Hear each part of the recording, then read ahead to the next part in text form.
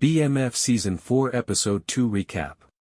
The Flenory brothers' animosity for one another intensifies in Episode 2 of BMF's Season 4, leading them in divergent directions.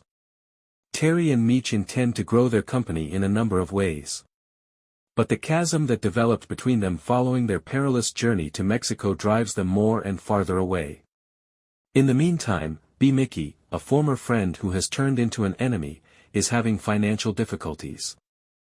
He remains firmly out of the brothers' good graces, nevertheless, in spite of the act he pulled the other day with Lamar Silas. However, when Nicole makes a mistake and is caught up by a police officer and made to spend the night in lockup, her bright future is thrown into disarray, with problems brewing in the Flenory household.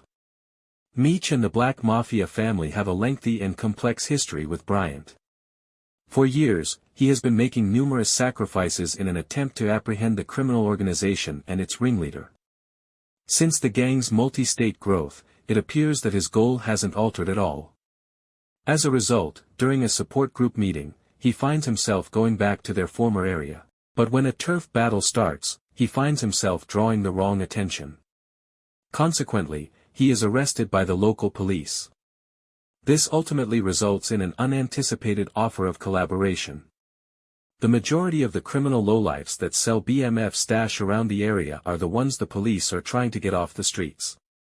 Given that Bryant has Meech in his sights, their interests will unavoidably coincide. After determining that one plane arriving from Colombia would be a potential stowaway for the gang's cash, they devise a coordinated sting operation. However, after the other detective is killed in an early gunfight, the operation takes a detour. Even worse, there are no indications that the aircraft is associated with the criminal group. But this is truly intentional. Meech purposefully put Bryant up for a trap since he was on his track. Meech's business associates are actually transporting his actual hoard separately. The gang leader isn't completely out of the red, though. Even though he was successful in thwarting Bryant's ambitions, he remains ignorant of the potential for rebellion within his own leadership. His co-conspirators come to the conclusion that there is nothing stopping them from robbing Meech of his stash and going it alone after realizing they can work covertly because everyone is focused on Meech.